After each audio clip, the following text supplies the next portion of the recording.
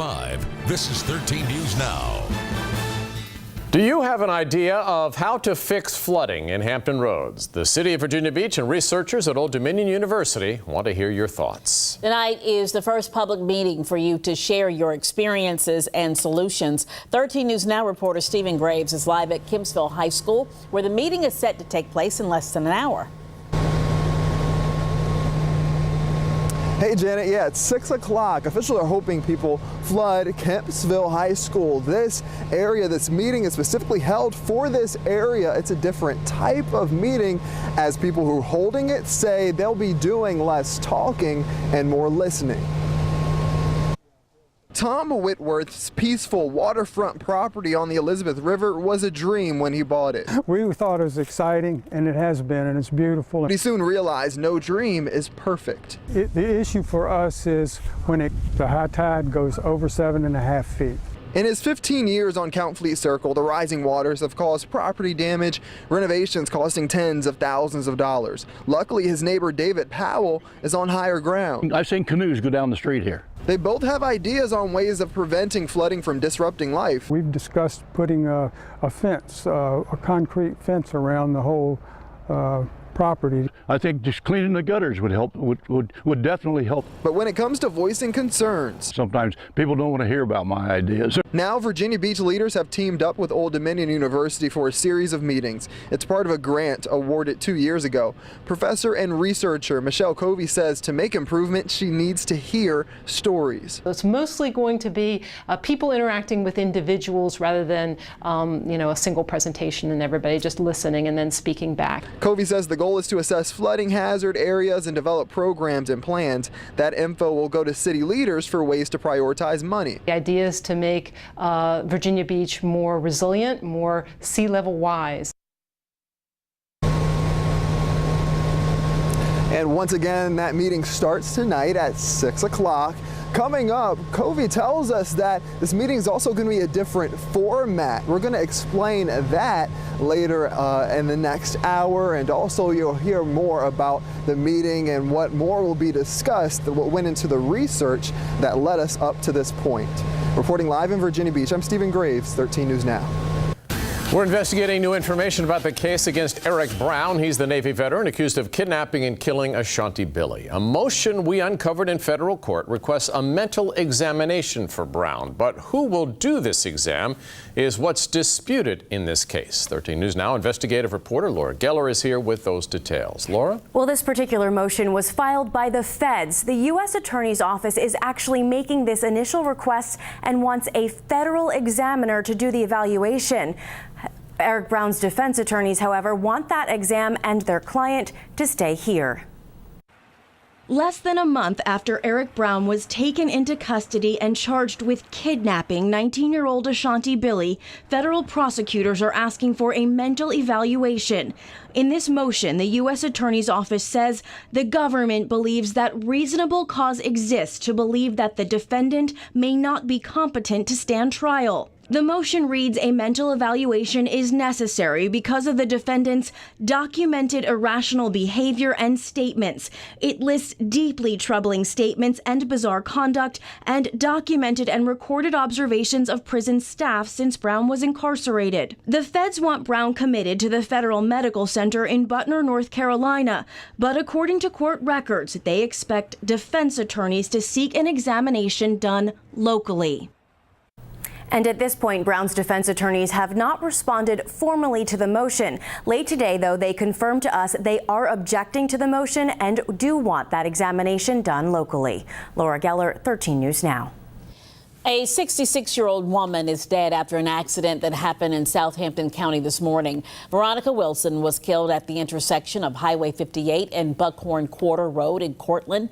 Investigators say fog was partially to blame for the crash. Authorities say Wilson was turning left on Highway 58 when she hit another car. The driver of that car was taken to the hospital for treatment. No charges are being filed. New information surrounding yesterday's deadly motorcycle accident. We now know the name of the victim. Police say Jimmy Bryant was killed while trying to avoid a two-car crash. It happened on Kempsville Road near Greenbrier Parkway. Here's a picture a viewer sent to us of that crash. Bryant, who was 75 years old, died at the scene. No word yet on the condition of the other drivers or if any charges will be filed. Police are still investigating. 17-year-old Ethan Torres pleads guilty in the death of a high school senior from Virginia Beach. Torres was in court today. He's being tried as an adult. 13 News Now reporter Jacqueline Lee's in the studio now. And Jacqueline, what can you tell us about the charges? Well, Janet, he pled guilty to second-degree murder, use of a firearm, and attempted robbery. Combined, Torres could be sentenced to more than 50 years behind bars.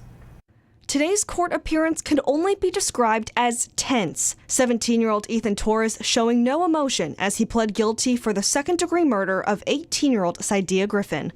Torres's family and friends looked on as they saw their loved one's future cut short. But Griffin's family has been dealing with that reality for the past year. I miss her a lot. It's not fair. This wasn't supposed to happen. Emily Levy still thinks about her best friend.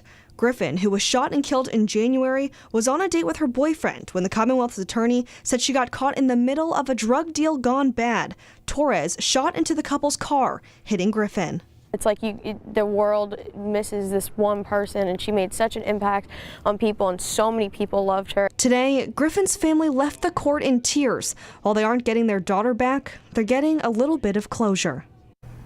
And when I spoke with Torres' attorney, James Broccoletti, he said this about Torres. He pled guilty and accepted responsibility for his actions. He in no way intended to hurt or to harm anybody. It was extraordinarily unfortunate and extremely tragic, which is why he displayed such great remorse to police at the time he gave his statement, and it's why he pled guilty to the charges today. Live in studio, Jacqueline Lee, 13 News Now. It's an important day for North Carolina lawmakers who have agreed to stop automatically prosecuting 16 and 17-year-olds as adults for crimes. The Juvenile Jurisdiction Advisory Committee had its first meeting about the approved Raise the Age legislation today. The age of juvenile jurisdiction is expected to change in December of 2019. The committee is supposed to report to the General Assembly through early 2023 and make recommendations. And breaking news, Norfolk police officers are working with U.S. Marshals to take a wanted fugitive into custody. And this is a live look at West 43rd Street and Killam Avenue. Police have shut down the area. This is a block east of the Ted Constant Convocation Center. Officers are asking everyone to avoid that area. And we're going to keep following this story and update you as we learn more.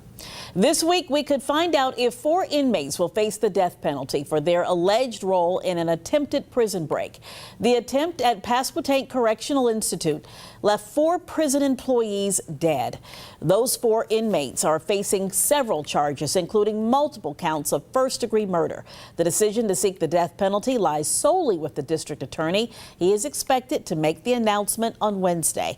He will formally notify the court in what's called a Rule 24 hearing.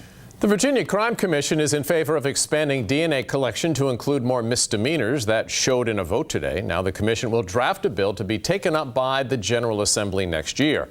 Last week, the parents of murdered University of Virginia student Hannah Graham testified before the commission. They have been pushing for the expansion, believing their daughter's life could have been saved if DNA had been previously collected from Hannah's killer. In court today, the men charged in connection with the death of a North Carolina toddler. 32-year-old Earl Kimry was the live-in boyfriend of 3-year-old Mariah Wood's mother. Investigators believe they found Mariah's body in the woods over the weekend, and they say she died of unnatural causes. Mariah went missing from her home last week, and Kimry said he was the last person to see her alive. Authorities say they believe Kimry secretly disposed of Mariah's body. New information surrounding hazing allegations against a sorority at the College of William and Mary. Sigma Iota Alpha has been suspended until at least the end of the spring 2018 semester. The sorority is accused of socially isolating new members and forcing them to eat food. A statement from the university says the hazing, quote, resulted in a physical and mental toll on new members.